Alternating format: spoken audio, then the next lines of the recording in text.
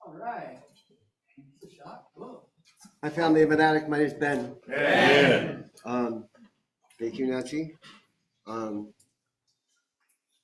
not. 10 minutes isn't time enough to tell you guys anything. So what I'm going to do is tell you that I'm a member of Narcotics Anonymous. I have a sponsor that knows he's my sponsor. I have a home group. It's called the Invitation to Live Group, and they meet on Sunday nights from 6:30 to 8:30. It's a 2-hour book study meeting. It's the most amazing meeting I've been to ever, and I've learned a lot of stuff through that. But what I do want to tell you is that whenever things start going good for me, I stop working on myself.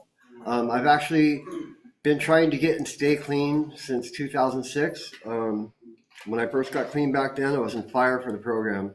I ended up sponsoring guys. I had H&I panels, and I spoke a bunch, and did a whole bunch of stuff, and then just sat back and said, I got this. And I ended up relapsing. And ever since then, I've had a hard time trying to light that fire up again. And I've done a lot of damage. I have a 27-year-old daughter. The 9 months leading up to her being born, I swear to God, I swore that I'd stop doing everything, and I stopped doing everything except for weed. I got to see my daughter born, and then the next morning, I held my daughter for the second time, and I'd gotten high that day on speed. And I hadn't gotten high on speed in about 3 months at that point, so I was fucking high as fuck. And I remember all my family in the room, my ex-wife, just giving me that look. And I think everybody in there knows what that look is, by someone that loves you or someone that cares about you. And it's like the look of basically disgust, and how are they doing that again? I've gotten that look many, many times in my life, and I don't want to get that look anymore. I want to make people proud. I want to make my daughter proud. She's finally coming back into my life a little bit. We text here and there. I talk to her here and there.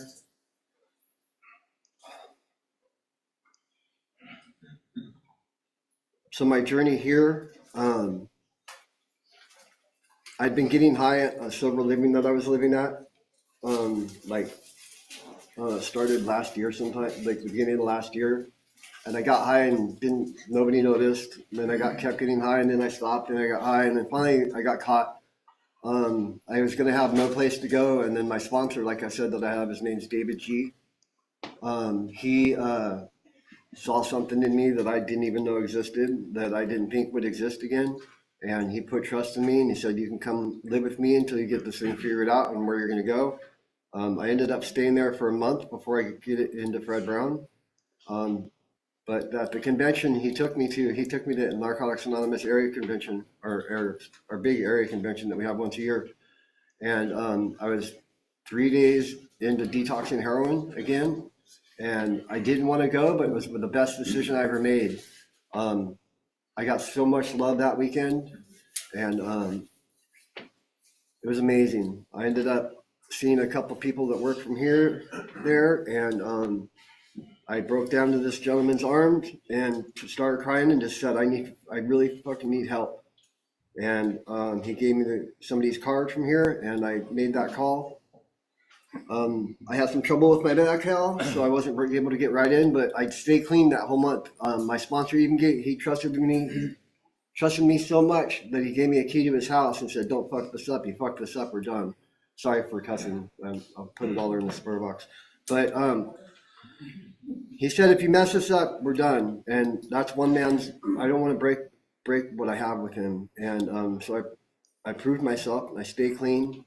And right when the news came that I got my medical, I called Fred Brown and got right in. And then there's a couple of people I like to thank, Nancy being one of them, and Matt and Sunshine being the other two.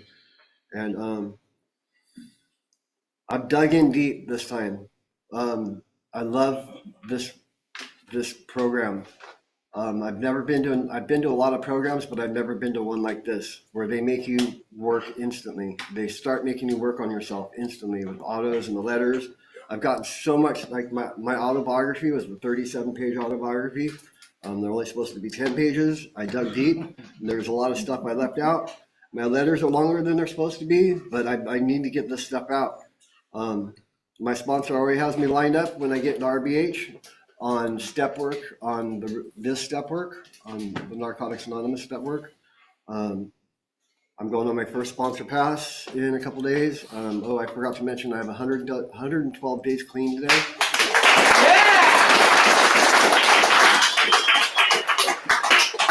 Thank you very much. I didn't say that for the applause. I just said that because it means so much to me. I want to thank Abel.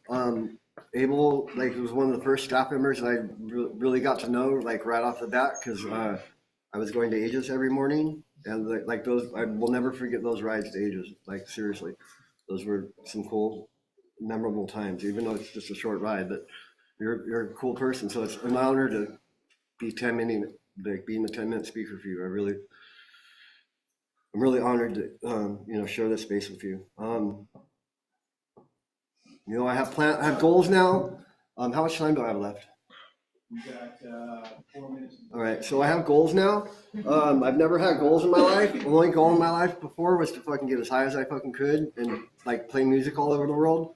I played music all over the U.S. and got high as much as I could. I don't want to do that anymore. I still want to play music, but I now have a goal. I'm going to start going back to. I'm going to figure out what it takes to be a park ranger. Sounds kind of weird, but it's something that really I have a lot of interest in. I've looked it up a little bit, but I'm going to check out the Department of Rehabilitation. And I don't know, I graduate I don't want to call it, I don't like to call it graduate, but I complete in not this Friday, but next Friday. And I'm just ready for the next step. I'm really nervous about it, but it's a good nervous. It's a healthy fear.